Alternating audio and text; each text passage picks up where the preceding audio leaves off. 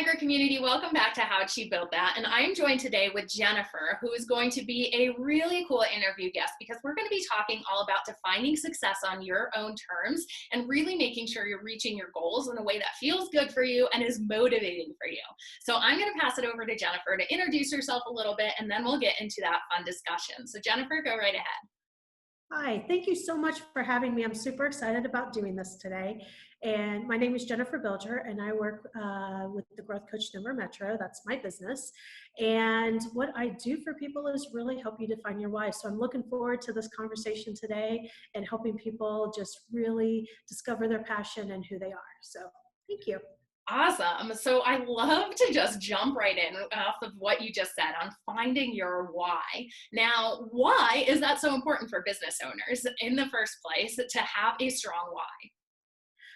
The strong why is it's so important because if you don't have it, people know you're just going through the motions. So discovering what that passion is and why you do the things you do and how you're motivated, it just comes out in a whole different way if you're passionate about what you're doing. It makes it so people want to know you. They want to stand next to you. They want to talk to you. They want to know why you're so excited. And it also comes out in such a different way. Your confidence is so high when you love and have a passion behind what you're doing. So discovering that why is such an important thing. And many people think they have discovered their why, but they really, truly haven't. And I will use myself as an example. I worked 20 years in the corporate world, and I loved what I did. I worked in human resources, and my passion is helping people. And I would tell you that's my passion, and I loved it, and it was something I was so excited about, but I was always missing something. And what I was missing was that big piece of really what fulfills me and really what drives me and my passion, which is really getting out and doing this for a lot of different people and doing more speaking and doing these workshops on a weekly basis and getting out there and sharing that message and really helping people solve the problems that they have and defining who they are and where their passion is. And I wasn't able to do that in the corporate world as much as I wanted to do it. So even though I thought I was fulfilling my passion, I really wasn't. And it wasn't until someone sat down with me and said, "What's your elevator speech and what's your passion?" And I started to say what my passion was. And all of a sudden I was just like, oh my goodness, this is what I should be doing with my life. Because this is not a big part about what I'm doing in the corporate world. And so I help others do that as well. And hopefully they can do it a lot quicker than I did on my journey. Yeah, that makes a lot of sense. And I love how you linked passion with confidence, because so much of the time I think that we're not confident because we don't feel that we actually care about the things we're putting out there. So I think that courage and that caring comes way before you're ever going to feel confident about anything. So if someone comes to you with their why and they really want to hit a certain goal, what are some of the steps that you can take people through in order to make sure that they're developing that goal in the right way for them so that they're actually feeling good about reaching it? Oh, this is such a great question. And a lot of times people will go through the goal setting method and they will start to research by reading books and reading articles and asking people how they set their goals. And they really don't define what is truly motivating them or really how they need to do it. So this is an amazing question and I love this. So when I work with my clients, I will actually sit down and say, I'm going to start you on this goal setting method, and we're going to sit down and we're going to try this. If it doesn't work for you, that's okay, because I've got 5 other methods we can work with. So let's find out what you like about it, what you don't like about it, if you're comfortable using it. If you didn't like something specifically, if we can take that out of the method and still utilize the method. So it really works for you and drives on what your passions are, drives on your motivations, really enhances your strengths in how you're doing your goal setting. And it looks at your limitations as well, because we all have fears, we all have limitations, and we have to acknowledge them. And if you're looking at a method that works for so many other people, and my best friend uses this method and this is amazing for her and this is how she met her goal and she increased her sales by 50% after 6 months and this is how she did it, and you're super excited about it, and then as soon as you start trying to do it, you have something that's a little bit different and it doesn't work for you. And it doesn't work because you're walking down somebody else's path to success. So we really need to figure out what your path to success looks like and how you really truly set goals. Some people are visual, some people are not visual. Some people like to check things off of a list. Some people make lists to remind them of what they need to do, but the list means nothing to them. It's a reminder of the things that they need to do to ensure that they're hitting all the marks and they're doing all the things that they want to be able to do. But checking something off of that list is not an important thing to them. So you really have to know, is it important to you to check something off of a list? Because then we have a different method to work with than somebody who's making a list as a reminder, or somebody who's visual. I'm a very visual person. The method that I use for most of my clients actually doesn't work for me. I keep glancing right now because sitting on the refrigerator, because I'm in my kitchen area right now doing this, but sitting on my refrigerator are 2 goals that I want to meet this year, and they're thermometers, and I get to fill in my thermometer. And that is a method that works amazing for me because, one, it's in a place that I go to, it's on my refrigerator on purpose, because every time I go to my refrigerator, I ask myself the question, what have I done to meet this goal today? That's a good method for me as a reminder, but that might not be your method. That might not be the way to go about with your goal setting. So you just really have to define really what works for you. So that's such an amazing question. Thank you for that. Oh man, oh, well, that answer just got me motivated to do a little more introspection on what these little details that perhaps we're just taking for granted because we've read it on someone that we trust. They've put out a blog post about the best way to do something. But when it comes down to it, you don't want to be a watered down version of someone else's business or a watered down version of someone else's goals. You want to be setting them for yourself. So what are these little details throughout the day that you're just doing perhaps because you think that's the way that they're supposed to be done? But you could be doing in a much more organic way that's truthful to you and that's really exciting for you to tackle, because if we're not excited about our work, we're not going to put our whole energy into it. So that makes a lot of sense, I think. And it's something as business owners that we probably don't sit down and think about enough. Like, we don't actually think about these smaller tasks that perhaps checking something off of a to-do list is not as powerful as coloring in a thermometer for you. So I love that tip so much.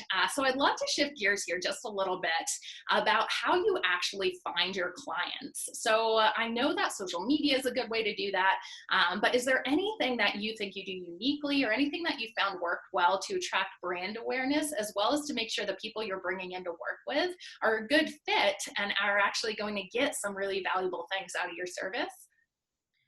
This is this is an amazing question as well. So thank you. It's you're kind of hitting all the marks of things that I love to talk about. So I love this. And by the way, this wasn't like prepared in advance. So this is why this is I keep saying, oh my gosh, this is such a great, profound question that I love. Oh.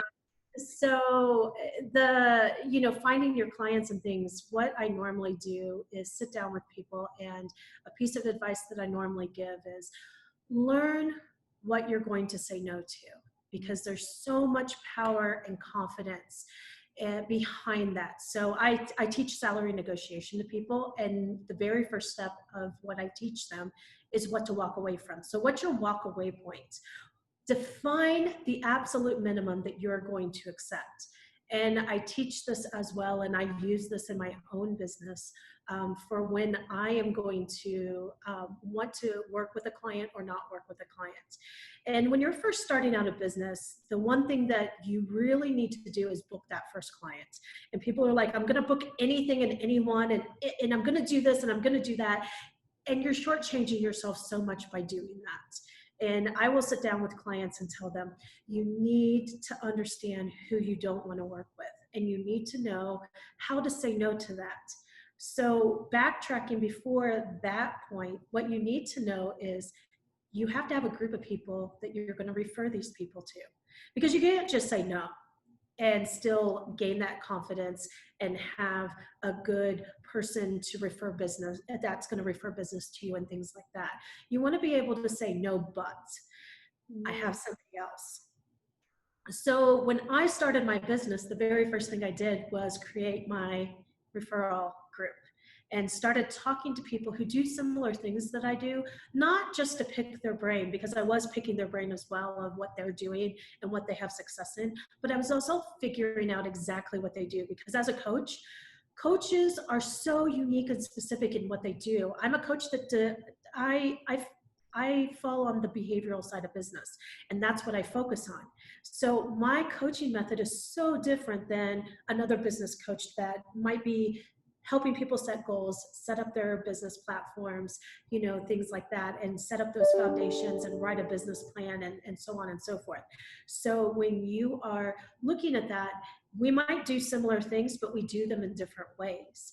And I want to know that when I'm sitting across from that person that I've defined as this is not my client, I can say, but I know somebody who might be able to help you. Let me make an introduction. And it's such an empowering and such an amazing way to do business, because when you do that, first of all, you have their respect. So they're going to want to refer other people that might fit better into who you are. And I always explain to people, I don't know if I'm the right business coach for you, and here's why. I think you need to focus more on your finances, and I have somebody who's great at that. So let me get you in touch with this individual. And, if you still want to work with me, that's great, but I'm going to tell you, I think you need to work with this person more than me. And once you do that, and once you have that, you have so much confidence around you. People want to work with you. People want to send people to you, and that builds that network. So my advice to people is to learn who you're going to say no to. Ah, that is really interesting, because I imagine building a network with sending clients to someone else gets the reciprocal end of that person you've sent clients to will remember you and send you clients who aren't right for them. And it's kind of playing the long game and building these relationships online that really strengthens the ability to make sure, like Jennifer was saying, that you're getting the right clients for your business. Because word of mouth marketing and referrals are some of the best ways to get your name out there and to build trust amongst people who are actually going to need you. So you guys, if you're not having a way to actually reach out to people on LinkedIn who might be a similar coaching service to you, but who could offer a different perspective to people, start making introductions, DM them, make connections. And this is really the way that you can use social media to grow your business organically and in a really great way that feels good for yourself. So I love those so much. So can you just give us, as we wrap up here, a couple of takeaway tips for our community if they are getting out there and starting their own coaching business and they haven't found one client yet? What are some of your tips to get your first client in the door and to make sure that you are really staying visible online and attracting more and more? So getting yourself out there and how you most feel comfortable is the best way to go. So you want to network, you want to get yourself, if you're more of an introvert and networking isn't your thing, the best way to overcome that, I'm shy and I don't like to meet new people and I don't like to get myself out there, is to go with a goal. And the goal is to make a coffee date and make a connection, and that's it. So when you go with a goal to these places, you're not overwhelmed by, oh my goodness, there's 50 people and I have to meet 50 people. You only have to meet one person. That's it. And you have to make a connection with one person. So if that's what's in your head at the time, it becomes less overwhelming. And when you make a connection is somebody you want to talk to more. And it could be, when I go to networking events, I have 3 types of connections I want to make with people. A connection for somebody that I just want to know more about. It's somebody who's interesting to me. They're talking about something else, and I just want to know more about whatever that is that they're talking about. It could be that they're building a new addition to their house, and I just want to know more about that. Or they're building their business by marketing, and I want to know more about that. So this is a connection where I am going to just soak in all kinds of information from them. And it could be personal and it can be business. Again, it's a connection. I'm making a coffee connection. That's all I'm doing. It doesn't matter. Business is business once you decide it's business. And going back to what I said, you get to say no. You get to say, I'm not going to work with the person, but you also get to say, yes, I want to work with this person. And there's so much power in saying, this is a person I think I want to do business with. So this is when I get out my marketing collateral. And this is when I really do this. And networking events is not the time to do that. Networking events are about making connections. It could be right now we're doing a lot of virtual stuff, and virtual connections are great as well. Going onto LinkedIn, going into Facebook groups, going into all these different places. I've found some of my clients just by being a part of a business group here locally in Denver, and somebody posting something going, I'm looking for somebody to help me with this. And I just respond to them with a direct message that says, hey, I'd like to know a little bit more about what you're looking for. Let's just connect and have coffee. That's it. Sitting there having coffee with the person's like, oh my gosh, you're so amazing. I want to work with you. And it's because I reached out to them and said, I'd like to know a little bit more about who you are and what you're doing. So really caring about who you're working with. The second type of connection I make when I'm doing networking is making a connection with somebody who I know I want to collaborate with, where I think I could be a good referral partner to them. So this is somebody who I want part of my referral network on both sides. And I can refer them business, they can refer me business, and I want to connect with them and collaborate with them. So I might do an event with them where I stand up and do a workshop with them, and we build upon their strengths and my strengths, and that's how we're bringing in the people that we're going to work with and things like that. So if you're not a speaker and you don't want to stand up and speak, I speak. So I'm good with speaking in front of people. So this is something I look for in other people as well. And then the third type is that person who really can be my client, but I haven't made that decision yet. Again, this is not about making a decision about this is a person, and I'm not hunting business when I'm doing it. I am hunting somebody who I want to connect with in a different manner and learn more about them. And you use that coffee, you use that lunch, you use that second meeting to really find out more about them. And then you say, yes, this is a person I want to do business with. No, it's not. No, I don't want to do business with this person. And you refer them to somebody else to help support whatever issue they're trying to resolve. So I know that's long-winded, so I apologize. Apologize. That was full of gold. That was incredible. And I think you're completely right. Having this huge goal in mind sometimes of being like, I have to meet everyone in the room. I have to get my name out to everyone, oftentimes makes us play smaller because it's so overwhelming. So breaking it down, having those sort of bite-sized goals and really making them actionable so you'll actually do them is so important. And that relationship side, I completely agree, is what business is all about. So thank you so much for sharing these tips and wisdom with our community today. Guys, if you want to know more about Jennifer, I'm going to link her LinkedIn profile to this video. So go find out, go connect with her there. Give this video a like if you're taking any of these tips with you today. And we will definitely be back with more how she built this next week. So thanks so much for tuning in. Jennifer, thank you so much for all of your time today. Thank you.